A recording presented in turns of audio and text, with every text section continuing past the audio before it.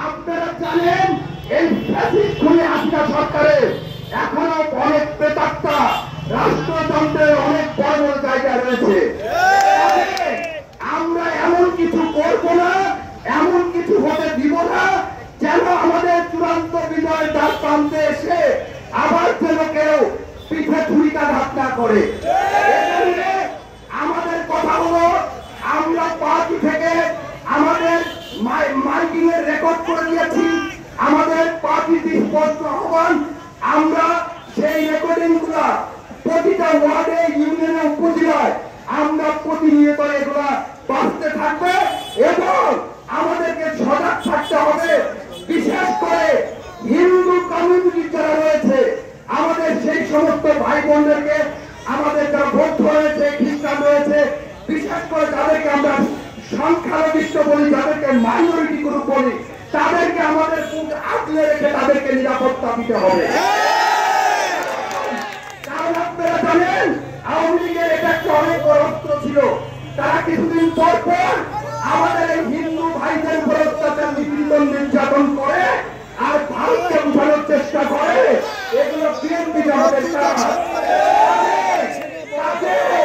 আমরা সেই সুযোগ কাউকে দিব না। আমাদের পার্টি স্পষ্ট আহ্বান আপনাদেরকে জানিয়ে দিলাম, ইনশাআল্লাহ এই আন্দোলনে আমাদের যে ছাত্র সমাজ যাদের বুকে তাজা রক্ত ঢেলে এই গণতন্ত্রকে পুনরুদ্ধার করেছে, আমরা সব সময় তাদেরকে বীরের আসনে রাখবো। এই ইন্টারনেট বন্ধ করে দিয়েছিল, কি করেছে আপনারা জানেন? আপনারা যারা আমরা একটু ঢাকায় কম বেশি যাতায়াত আছে, আপনারা অবাক হয়ে যাবেন, হাজার হাজার ছাত্র জনতা তাদেরকে খুন করা হয়েছে, কত মায়ের মধ্যে খালি করা হয়েছে। এটা আমরা ভাবলে স্বাভাবিকতা থাকে না, আমাদের আমরা ঘুমাতে পারি না। আমাদের এই ছাত্র জনতার যে রক্ত, এটা যেন পিঠা না যায়, এটার জন্য আমাদেরকে সচেষ্ট থাকতে হবে। আমাদের এই উপজেলা বিএনপি, আমাদের যৌথতম, আমাদের সংগ্রামী সভাপতি জনাব চাঁদ খান এবং আপনারা জানেন যে জেলা থেকেও যে নেতা নির্বাচিত হয়েছেন দক্ষিণ অঞ্চলের, আমাদের সেই প্রিয় নেতা শাহ মোহাম্মদ রফিক ভাই সাধারণ সম্পাদক সহ আমাদের বারবার কারা নির্যাতিত চেয়ারম্যান লিয়াকত আলী সাহেব সহ আমাদের যে সমস্ত সিনিয়র নেতৃবৃন্দ রয়েছেন, আমাদের পৌরসভায়, এই পৌরসভায় ইনশাআল্লাহ আলোকিত করতে যদি বিএনপি ক্ষমতায় আসে, আমাদের সেই প্রিয় দুই নেতা বাহারাম সরকার এবং রইসুদ্দিন খানক, আপনারা কিন্তু এটা আমাদের বিজয় মিছিল না, এটা আমাদের বিজয় মিছিল না।